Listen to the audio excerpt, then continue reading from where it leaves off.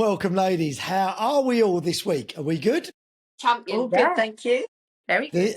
The last one. So obviously we've followed your journey over the last 4 weeks. So firstly, I'd like just to catch up on where you are all now and how is your week been? Jules, do you want to start us off?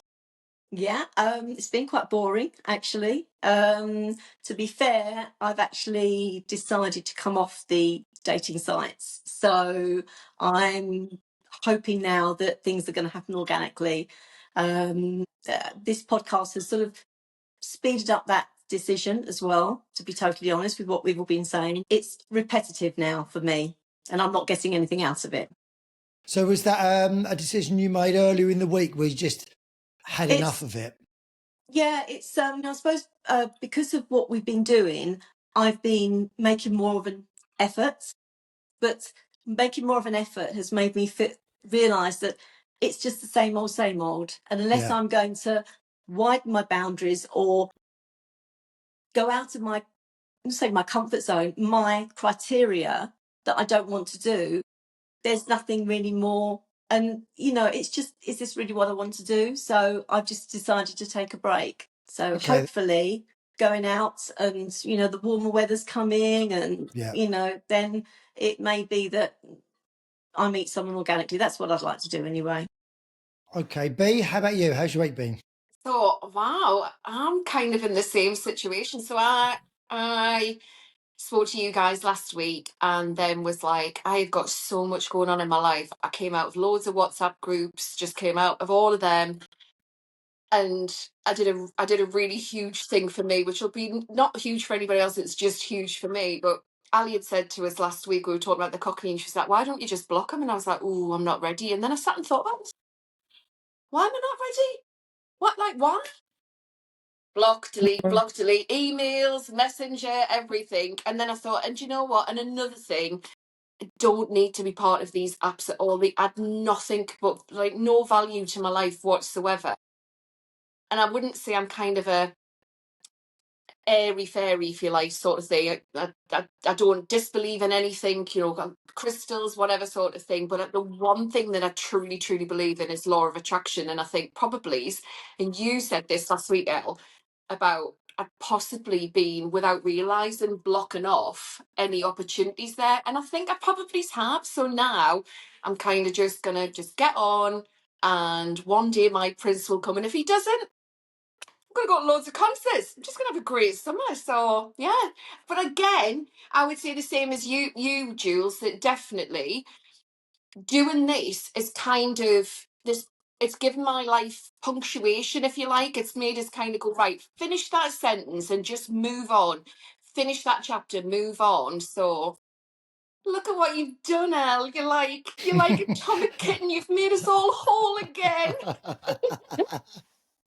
So, Ali, how about your week? Tell us about your week. So, in complete contrast to the other two, I'm all fully still on that roller coaster of dating. So I had a date. It's the day after the podcast. We'd already spoken.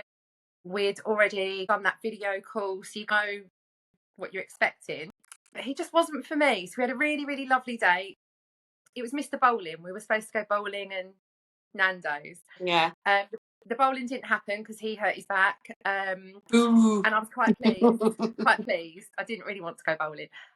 So we just went for some food, pub grub, and it was a really, really nice day. It was really, there was no horror story. It was really refreshing just to have a good day. Yeah. I just didn't fancy the guy. And I told him, I was honest. So I didn't do it that night. I woke up the next morning and I sent him a message and just said, really sorry, lovely time, but there was just no spark. And he just said, oh, that's a real shame, but thank you for being honest with me. And that was it. Our journey just ended nicely. And yeah, that's good for me. I thought when you said you told him that, like, you didn't think he was good looking, not that there wasn't a spark, I was like, geez, what have I turned her into? She's brutal. There was just no spark. And do you know what I think for me, what it is? So I've never been married and I haven't got children. And I think he had been married, he'd been in a relationship for 30 years and married for 20, has 3 children, although they've all grown up. And our lives have just kind of gone in a bit of a different direction, I guess. And it felt like he is very institutionalized as a husband. You know, he's used to husband life. And I think he's a little bit lost now he's not a husband. So as much as he's, you know, going out and doing things and having his first lads holiday and all these different things, it's just kind of not where I'm at. I'm kind of a stage ahead of that. I think he still needs to kind of figure out who he is. And that seems to happen on a lot of dates that I go on when people have come out of long-term relationships. They still haven't found themselves, whereas I'm fully there and ready. So carried on chatting. Mr. Miami. Do you remember I was chatting to the guy that was in Miami? Yeah. So we've now got a date on Friday, and I'm actually really, really excited for this one. He's totally not my normal kind of guy in many ways. But I love the fact that, you know, today he texts me. He's on his way to Paris. He's working in Paris this week. He's coming back into London on the Eurostar Friday night, and he just texts me with a restaurant reservation and said, I'll meet you at the station at 7:00. And I just love that. He's taken control. Normally it's me. It's like, you know, I have to, have that conversation, or where do you want to go? What do you fancy? And it always feels like that pressure's put on me to arrange the date. And I just love a man that takes control like that, because it doesn't happen very often.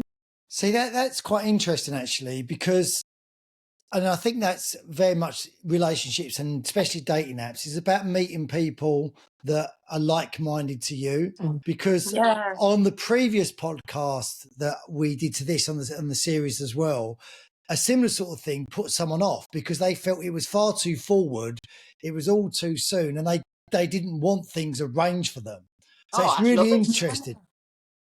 I'd love that. I think it depends on. They're not just taking you for coffee. He's going straight in with a meal. He's spending some money. You talk. But no, I love that. I found that as soon as I got the text, it just made me think, yeah, this is good. This is a guy that knows what he wants. He knows how to treat a woman. And I was telling my friend about it. I went to the cinema to see the Bridget Jones film, and I was talking to her about it. And she said, Ali, about time that you've kind of upped the ante in terms of the kind of guy you go for. She's like, all the guys that have kind of been in my life, sort of long-term relationships, or even just dating, they're very much just leave it all in my hands. You know, they're not kind of people that would organise things. It would be me suggesting, oh, should we go away for the weekend, or should we do this? And I'm such an organiser, and I guess I'm kind of like that social person in my group. It's just really refreshing that somebody else has gone, here's where we're going, here's the time, just be there. So that's great. My plan is to, in a few weeks' time, we'll meet up again if you're all prepared to do that.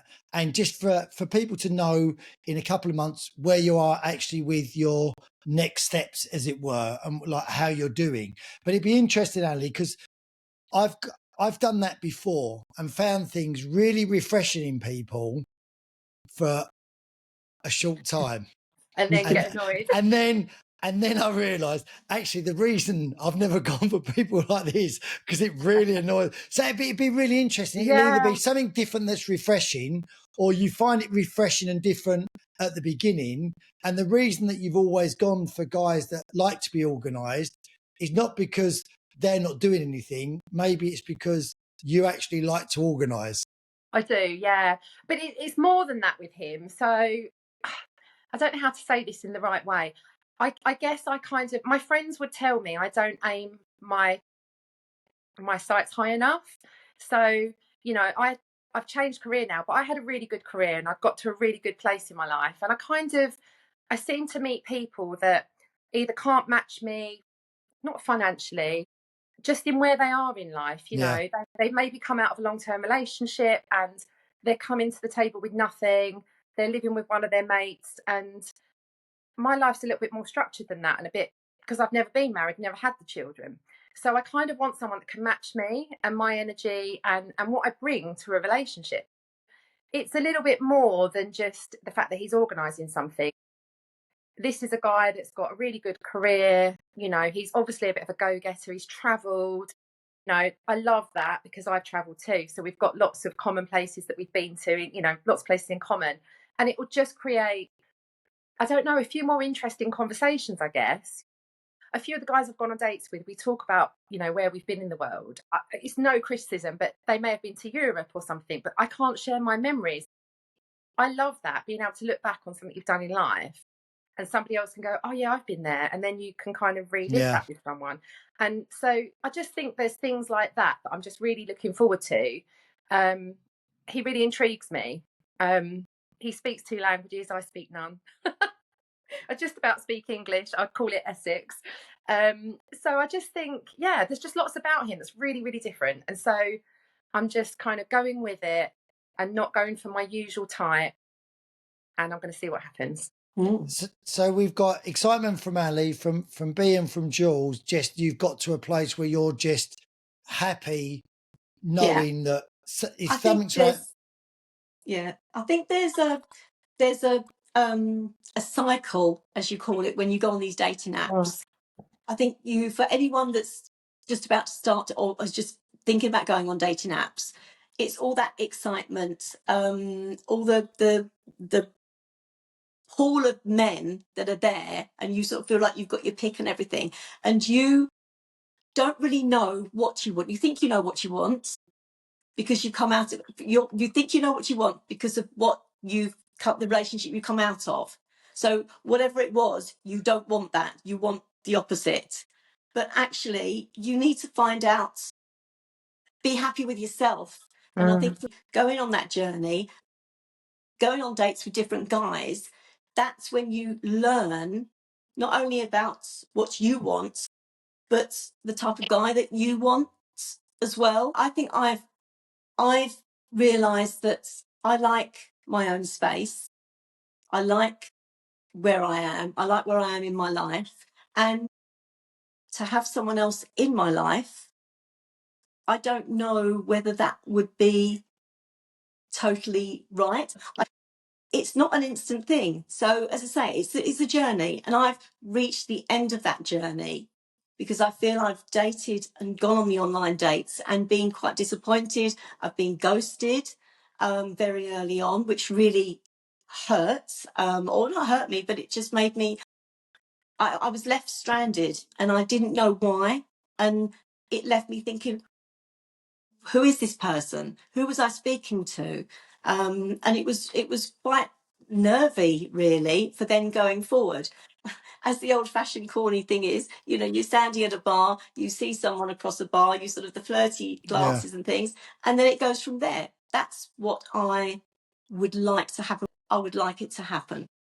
I think the other thing for me was as well that I've got, and you all know this because you just met me a few weeks ago, I've got quite a big personality and I'm not about to change it. I'm quite happy with my own personality. And I think and I think loads of people will understand this. Apps are set up as a very, very visual thing, whereas for me, I'm aware that I've probably got, you either hate my personality or you love my personality sort of thing, but you will never really get that. You probably don't get my sense of humour in a message unless you've got the same sense of humour, and you can probably think that like I'm being really awful, and I'm not. I'm just really quick.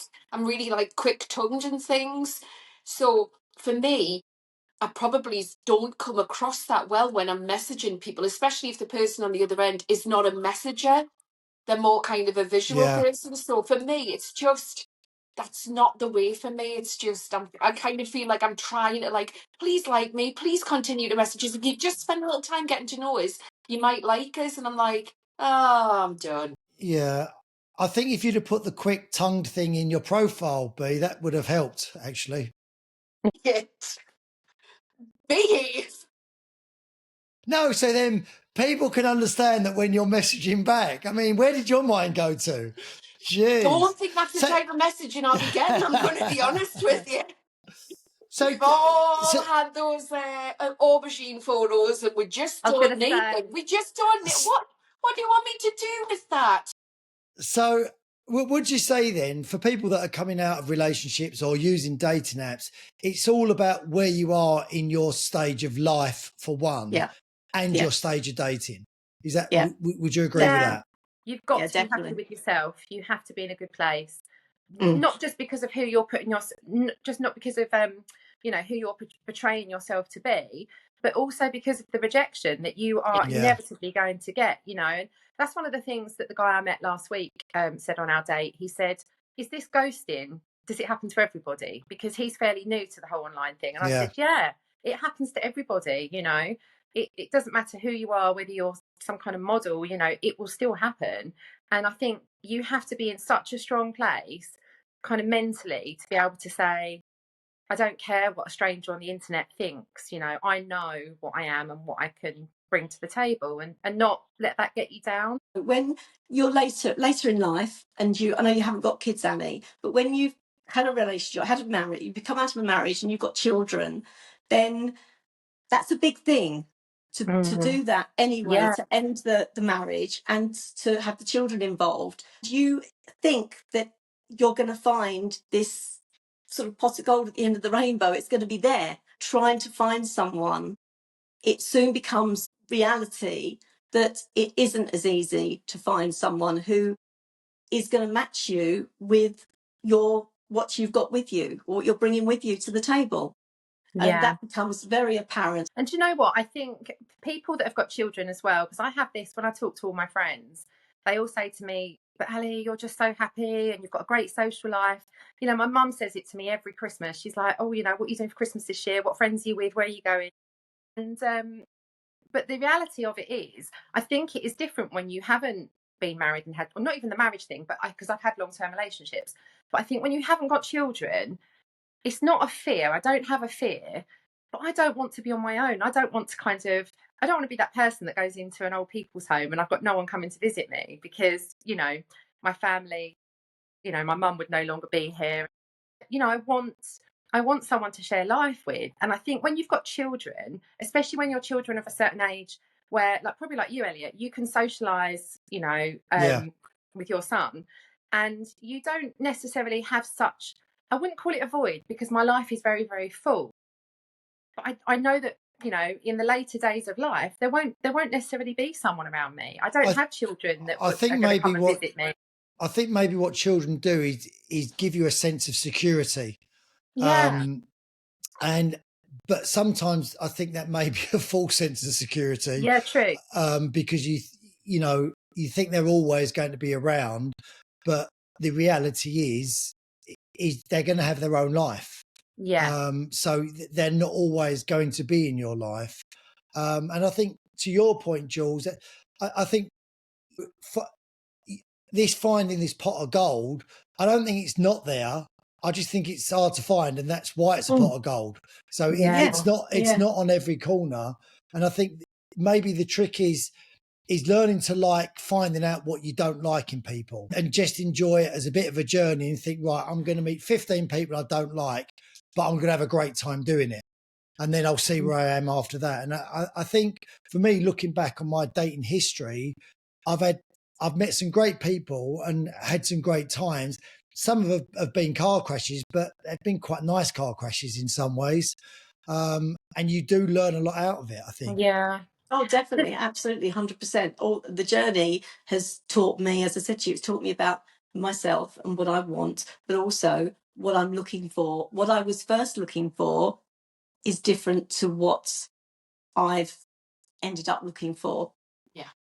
And do you know what? My biggest piece of advice that I would give anyone that's coming into online dating that hasn't perhaps done it before or is a bit nervous is when you initially start having those conversations, and I think I mentioned this to you, Jules, about having a video chat with someone. Yeah. You know, doing this, looking at each other face to face and actually trying to understand if there's any kind of connection there when you're chatting, because if it's not there on a 10-15 minute call, it's not going to suddenly be there in person. So I think for me, that has certainly changed the way I date. You know, one of my male friends said to me last year, Ali, you're going wrong. You know, you're chatting to them, then you're disappointed when you meet them. Do the video call, you know, just put 10-15 minutes time. And it has really, really cut down that kind of walking into a bar and going, is that him? Is that really him? It doesn't look like his pictures, you know, it rules that out and you just get a vibe, I think. Yeah, it's not foolproof, but it definitely helps. So where, in terms of moving forward then and this experience, how have you found, maybe not hoping that this experience has helped you all in even if it's a teeny weeny way, but how have you found the whole experience of doing this and actually diarising your your journey on the last 4 weeks? I've loved it. Yeah. I've loved it. I think I've learned a lot, and like I say, an important thing for me in life, just in general, not even for dating, is punctuation. Like punctuating your life is so important, and think we sometimes forget to do that. So for me, I've absolutely loved it. It's been mint.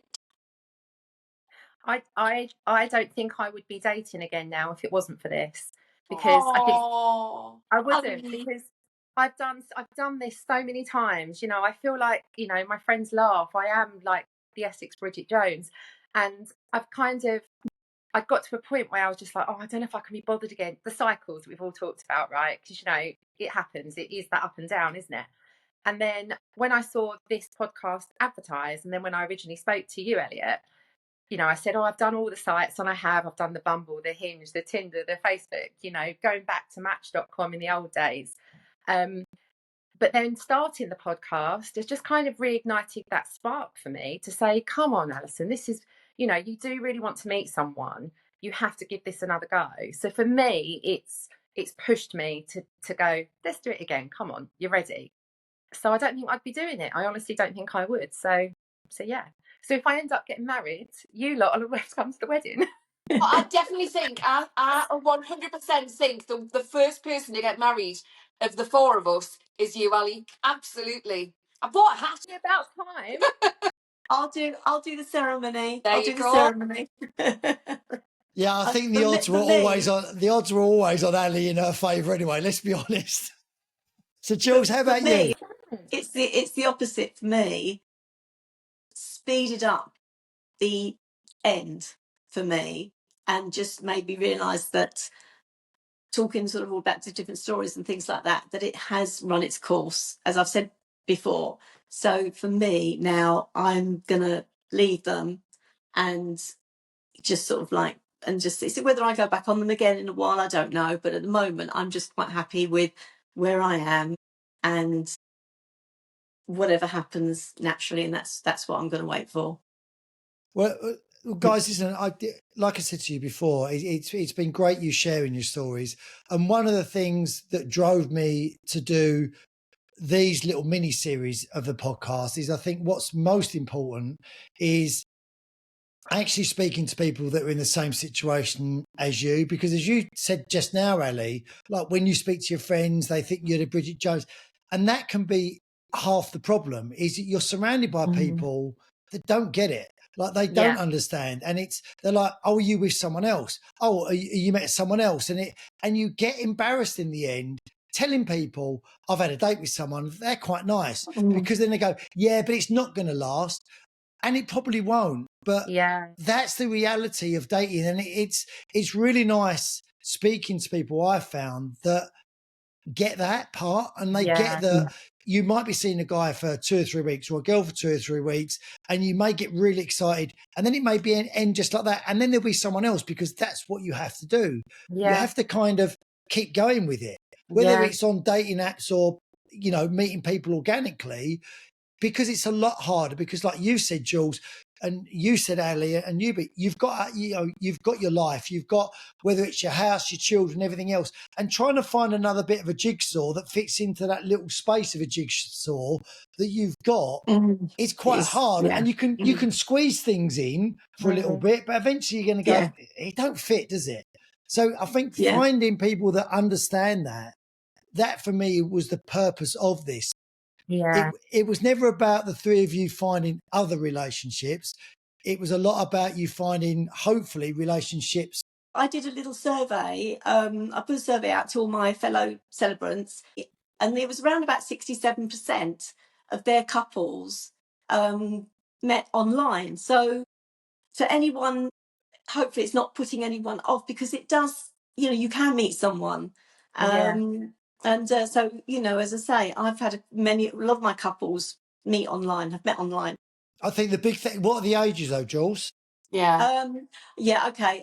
Probably around about sort of the late 20s. Yeah, and that's why they've met online, because they've grown up with, they have grown up with that being their way that they meet people. Yeah. Where I think most of us, especially when you got older, we've actually experienced that walking around doing laps in a nightclub, going to a bar. And I do wish that they could have experienced that, because they were the best times ever. Yeah. And I think nostalgically, it's like we look back on that, wishing for that to happen again. And we're trying to get to grips with this new way of meeting people. And it's for us, it's not the same. For those guys that you're probably speaking to, Jules, that's the norm for them. Unfortunately. Yeah, that's true, especially with COVID, I suppose, as well. It is since COVID escalated that. But I mean, it's where you're trying to sort of, like, say, turn back the clock and nostalgia. The years are slipping by too quick, you know. So when you're sort of like a certain age, and not desperado, but it sort of can sometimes get to that stage where you feel like that, which is not nice. Well, anyway, guys, listen, we're coming to the end. So for me, this is a beginning of a journey that hopefully the three of you, I know you've now got a breakaway WhatsApp group, which is quite hurtful, but there we go. You put us on mute all the time. You're like, them damn girls. I don't know how to put stuff on mute. So I don't. But no, and that's what I'm most pleased with for the three of you, that you've now found other relationships as well. But we're going to catch up in a few weeks' time if you're all happy to do that. Yeah. And just find out where you are generally, whether it be dating in life and with each other, and that'd be great. But a sincere thank you to you all for sharing your journey. I hope everyone's enjoyed it and loved watching 50 Shades of Grey. I'm so pleased you have, guys. And we'll catch up. Make sure you subscribe and follow. And we'll see you soon. Take care. Bye-bye.